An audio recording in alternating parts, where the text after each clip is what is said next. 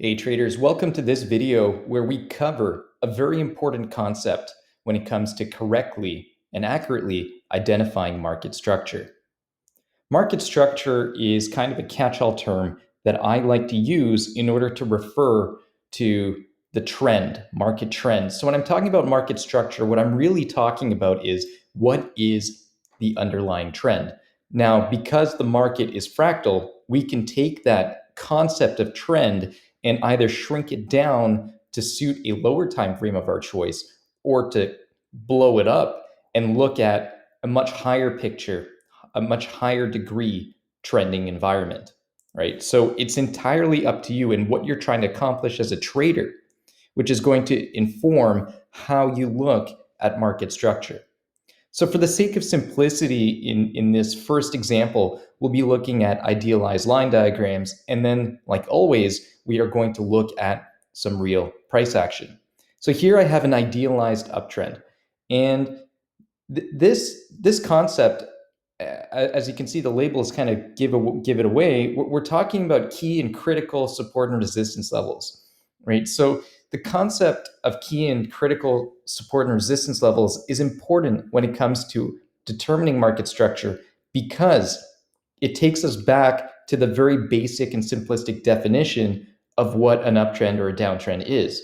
An uptrend is simply a series of pivot points moving higher, whereas a downtrend is simply a series of pivot points moving lower, right? So here are our pivot points. These are our pivot highs, right? So this is a high, this is a higher high, and this is another higher high. So that's one set of pivot points. To get an uptrend, we also need higher lows. And so whenever this market pulls back,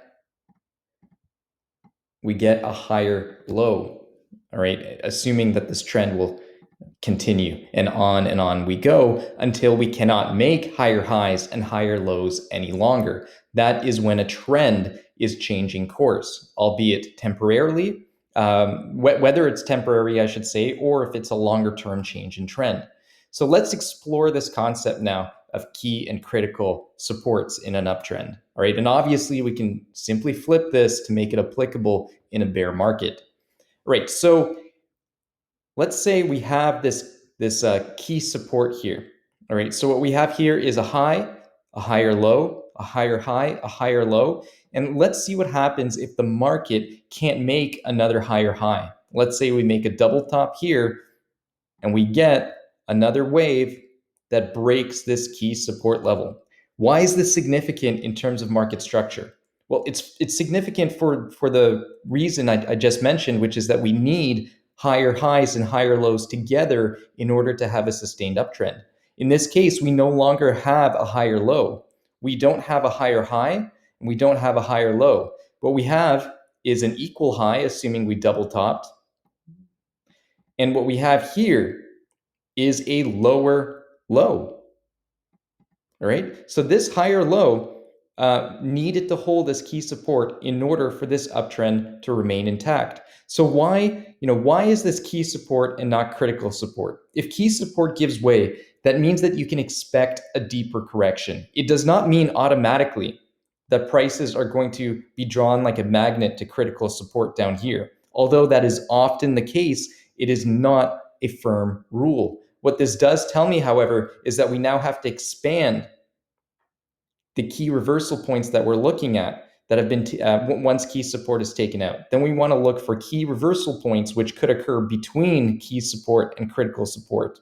That concept of key reversal points will be discussed in another video, but to just give you a teaser in terms of what I'm talking about, we're looking at Fibonacci relationships between waves. We're looking at trend lines, support and resistance, technical indicators, if you want to use those. I personally don't use a technical indicator like a moving average in order to regularly find key reversal points, but you can use an indicator such as moving averages for that purpose. All right, so why, so key support, why do we bother having critical support then? So we've taken out key support. Well, what we can look at if we combine these waves is we can have something like this.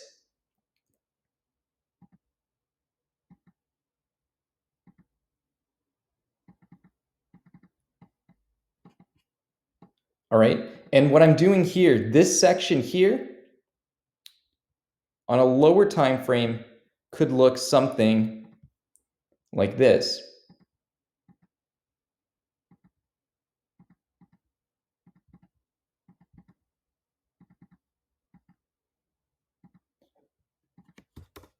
All right, so we could say this was our key support. We took that out, we made a lower low, we made a higher low, we made a new lower low, and we eventually found support at a key reversal point here. And then we went on to make a new high. All right, so we can combine these waves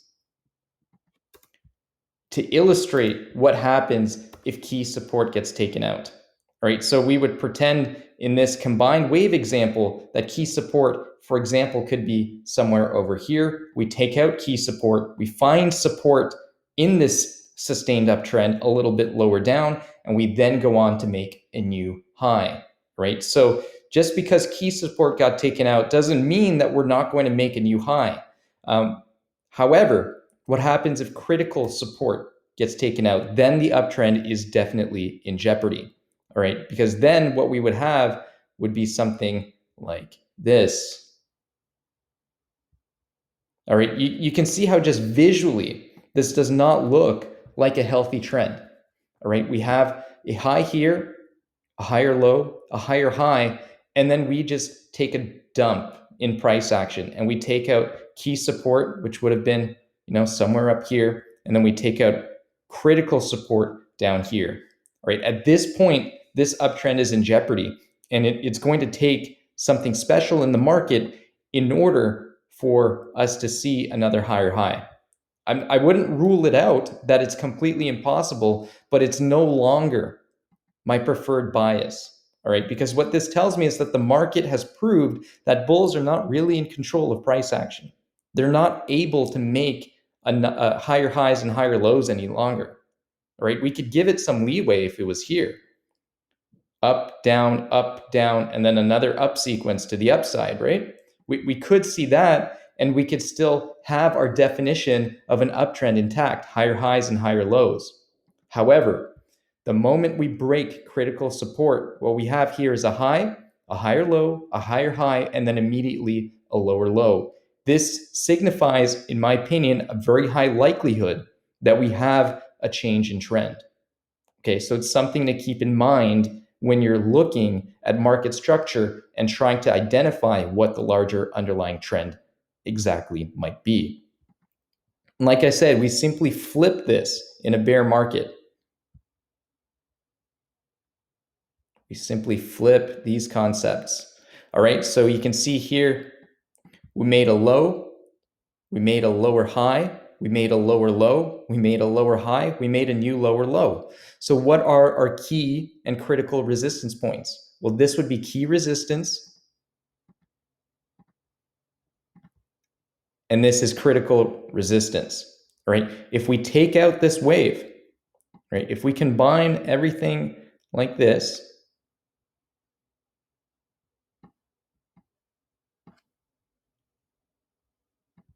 let's pretend that, key resistance is somewhere here, and we take this out, we can still say that we have a low, a higher low, a lower low, a higher low, followed by another lower low. All right, the downtrend is still technically intact. It's just not as healthy as it once was. All right, if key resistance was respected, that gives me much higher confidence that we're going to see a much deeper push to the downside. All right, and of course, if we take out critical resistance, then it's basically game over for this downtrend. All right, if we do this as well, now we have a lower low here, a lower high, a lower low, and then immediately a higher high. All right, this kind of market is very tricky to trade because we might get this or we might get something like this. You have to be open to the trend having reversed and changed if we take out key critical support or critical resistance. Taking out key support or key resistance is a big red flag. It tells us to be on the lookout for a potential reversal in trend. All right, let's look at some real examples in Dogecoin so that you can see what I mean. Here we have a sustained downtrend. We have a low, we have a higher low, we have a lower low, we have a, let me start that over. We have a low, we have a lower high, we have a lower low, we have a lower high, we have another lower low, we have another lower high, and notice what happened here so far. We have not made a new lower low. All right, maybe we have by a few ticks, but this isn't what I would consider a very strong continuation of this downtrend, and this is on a daily range chart. All right, so it'd be very interesting to see what happens in Dogecoin next. But can we jump the gun right now and say that we're back in an uptrend in Dogecoin? No, we have to look at where we have key and critical resistance. So this is key resistance, and this is critical resistance, right? So what do we do? Or how did we arrive to this conclusion? Well, this is our first, our nearest, I should say, our nearest lower high, and this is our secondary lower high, right? We take out this, we could still be in a downtrend, albeit a downtrend where the momentum is seriously being challenged by bullish pressure, right? So we could still see this. We can't rule that possibility out, but it does raise some concerns about the strength of this downtrend, which may or may not influence the kind of trades that you're looking to take, right? That's where I say may or may not, because it depends on how comfortable you are counter trend trading, looking for reversals, or if you're only looking for pure trend continuation trades. If that's the case, don't force the trade, look at a different market. And if we take out critical resistance, like I said, that is where this downtrend is under serious pressure. All right. And I would say the first moment that we break out of critical resistance here, that is when I would say, I don't know what the greater underlying trend is. We need to see the next corrective wave in order to know what is going to be happening next. All right. So if we get a small corrective sell-off like this, then I would say, yes, we have a change in trend. We can expect much higher in Doge. Right? So just because we break critical resistance, doesn't mean the downtrend's over, but I would say the odds favor that the downtrend is over, and we should now be looking at a shift in trend, or at least being much, much more open-minded to that possibility. The other possibility is that we get an impulsive looking move here, followed by a corrective rally, in which case I would say we can look for lower, perhaps not fresh lows, but at least lower, at least perhaps a move to test what was once key resistance to see if it will work as support. All right, that is a very likely outcome if we get an impulsive looking sell-off that occurs as we perhaps broke out of critical resistance by a few ticks, right? That is what's called a bull trap, right? So what can we do practically with this information in Dogecoin right now? If I'm a lower time frame trader, right, and I'm looking at this potential double bottom reversal, I could perhaps be looking on a 15 or 30-minute chart to see if we have some kind of bullish continuation pattern, some kind of bullish trade trigger that will allow me to look for higher using key resistance as a potential target. All right. And I might be able to take, 3, 4, 5 trades all the way up into key resistance, where I then wait to see what happens next. Do we get a reversal pattern at key resistance, in which case I'd expect lower, perhaps a double top or a head and shoulders top up here? Or do we break through it and does price stall and go sideways, in which case we have to wait to see whether or not we can expect higher in terms of a trend continuation breakout, or if this becomes what's called a distribution top, and we get a break lower as well, right? I don't want to get too much into the intricacies of the actual chart patterns and trade triggers, because that's information that's going to come. What's more important here is that we look at what's occurring within these key and critical support and resistance areas. All right. Okay, so that's the video, guys. Key and critical support and resistance. Incredibly important concepts that we use every single time we're looking at the markets. It's incredibly helpful in determining, it's the next step. After I determine what is the trend, we then have to find out what points does this trend, what price levels does this trend have to defend if we want to stay convinced that the trend is in fact intact. Okay. All right. Thanks, guys. If you have any questions, please don't hesitate to reach out.